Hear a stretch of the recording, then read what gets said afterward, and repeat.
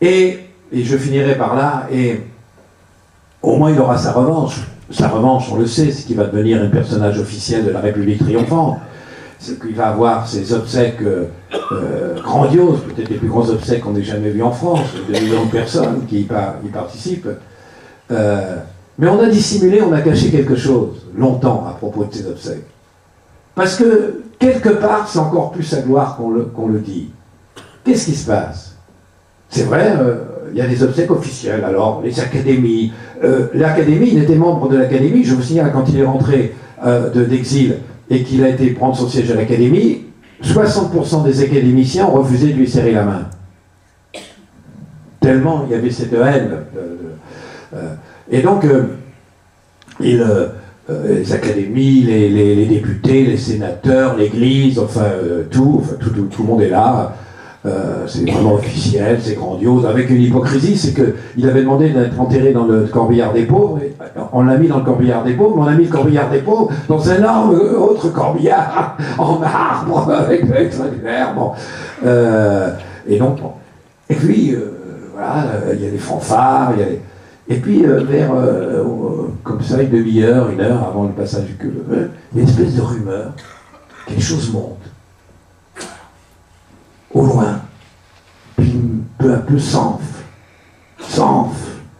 et puis submerge peu à peu la ville. C'est des gens qui viennent des quartiers populaires, des banlieues, de partout. Mais ils viennent pas, ils viennent même pas en dimension, ils viennent avec des sacs, avec des paniers. Et dans ces paniers, ils ont mis du fromage, du saucisson, des bouteilles de vin, etc.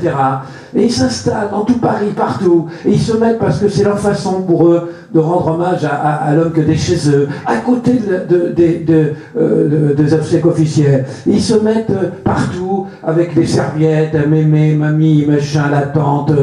Ils se mettent à saucissonner, à boire, à manger du fromage, à boire, etc., à chanter des chansons. Ils font une espèce d'énorme pique-nique, gigantesque, énorme. Parce que c'est ça, Victor Hugo, pour eux. C'est pas le colimonté, c'est pas l'hommage, c'est le peuple dans toutes ses profondeurs, etc. Ils sont là, ils sont transformés complètement, ces obsèques.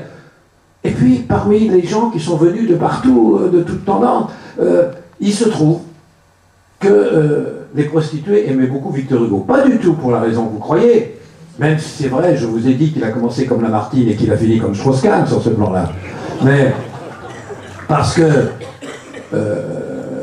que dans Les Misérables, c'est le premier roman où Fantine est une prostituée et n'est pas traitée comme un rebut de l'humanité. C'est le premier roman où une prostituée est une femme, victime de la société. C'est peut-être un peu banal, mais il y a ça. Et elle lui en était incroyablement reconnaissant parce que ça n'était pas, il n'y a pas d'autre exemple.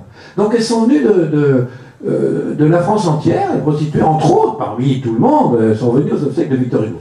Et quand le corbillard est passé, il y a eu tout un mais qu'est-ce qu'on peut faire pour notre grand homme, etc. Et peu à peu, comme ça, ils ont eu une idée, elles se sont offertes gratuitement.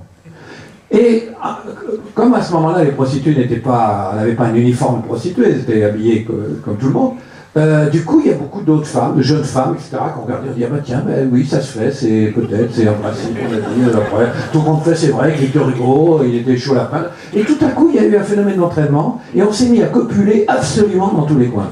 Sur toutes les pelouses, dans tous les bois, au Luxembourg, au machin, ça a été un grand lupanar, une énorme partouze, et naturellement, on a voulu le dissimuler, c'est des gens qui étaient horrifiés, mais bon, et finalement, je me demande si ce n'était pas le plus bel hommage qu'on pouvait rendre à Victor Hugo.